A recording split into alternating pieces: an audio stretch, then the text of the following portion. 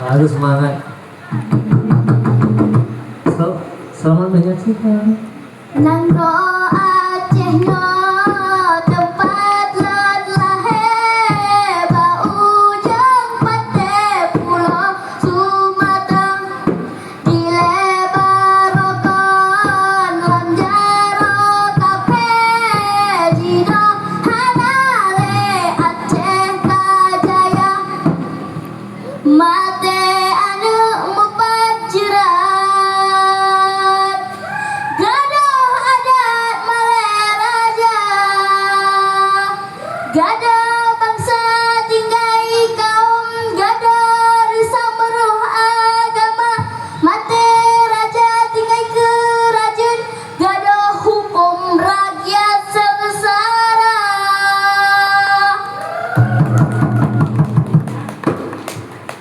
Assalamualaikum wahai saudara.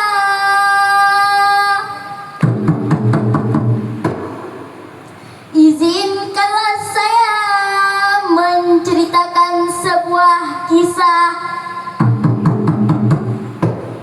Kisah dari negeri di ujung Sumatera, seorang laksamana wanita pertama di dunia.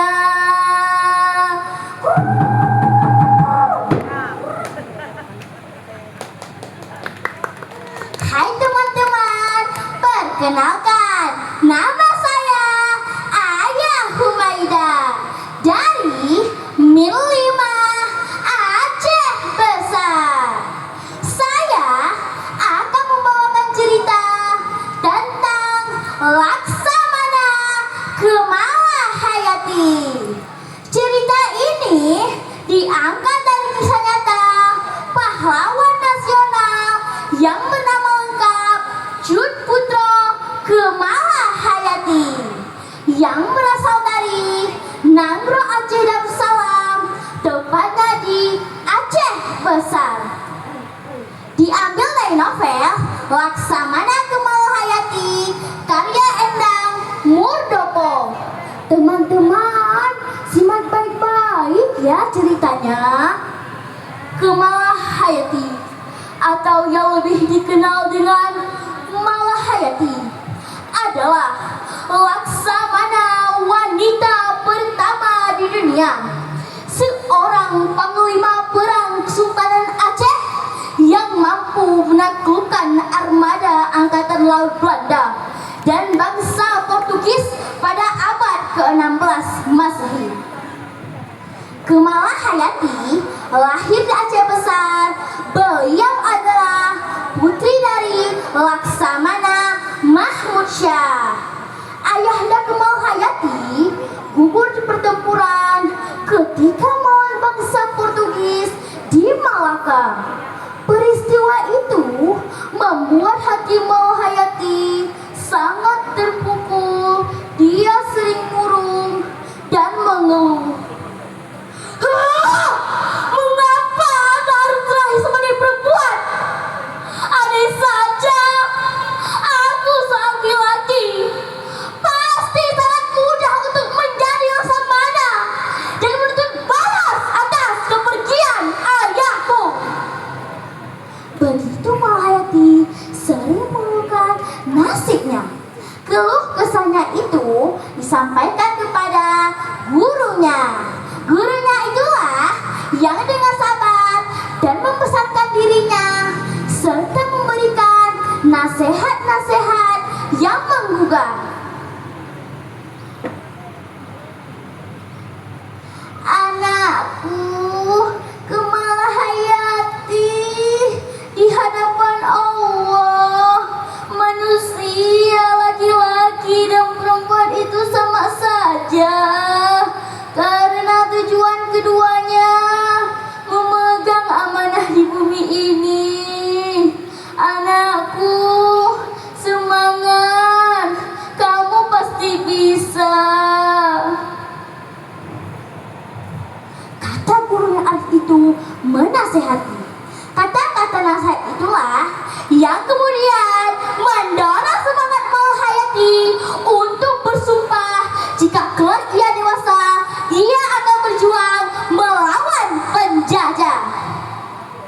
Laksamana Mahayati juga punya pendidikan di Akademi Militer serta memperdalam ilmu komplotannya di Pusat Pendidikan Tentara Aceh atau di Baitul Maqdis.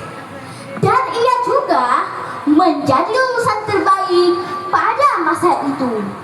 Dan saat yang sama pula, ia bertemu dengan seorang perwira muda yang kemudian menjadi suaminya.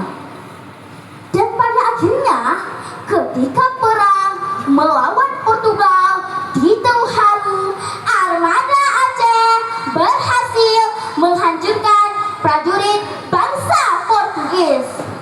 Namun disayangkan, sang suami gugur di medan perang. Laksamana Mahayati menangis seraya berkata, "Suamiku, kau telah gugur sebagai syuhada.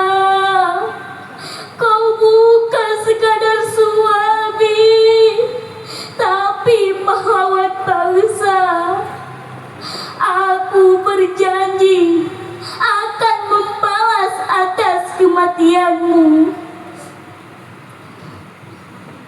Setelah sang suami meninggal, Laksamana Mahayati membentuk armada yang beranggotakan para wanita yang gugur suaminya di medan perang yang sama.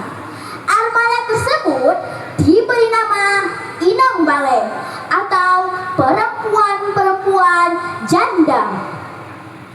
Pada tanggal 11 September 1599, Cornelis Stuartman, orang Belanda yang ingin menginjakkan kaki di Aceh, juga mencoba menggoyahkan kekuasaan Aceh. Laksamana Mahayati dan pasukan Inang Balai beserta 100 kapal yang berkapasitas 400 hingga 500 orang yang sudah dilengkapi dengan meriam. Di dalamnya sudah siap sedia melawan pasukan Belanda.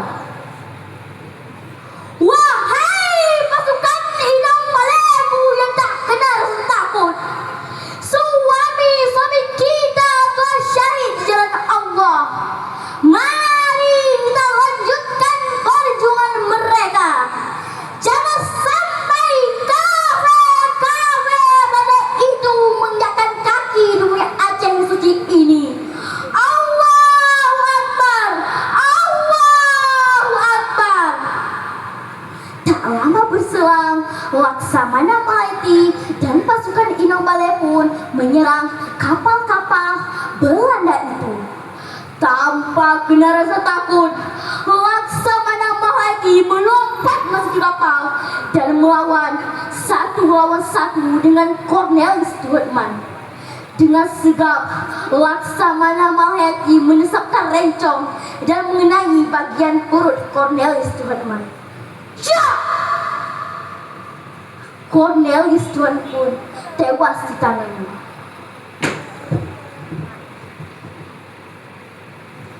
Celakalah kau, hai kafir!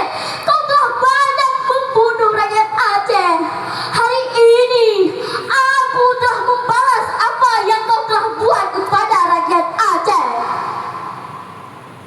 Pasukan Belanda pun segera angkat kaki. Atas keberaniannya, nama Mahayati sekarang dijadikan sebagai nama jalan, pelabuhan, rumah sakit, perguruan tinggi, hingga nama kapal perang, yakni KRI Mahayati. Adapun pesan moral yang dapat diambil dari cerita ini adalah sikap kita terhadap tanah air, pantang menyerah demi mempertahankan harkat dan martabat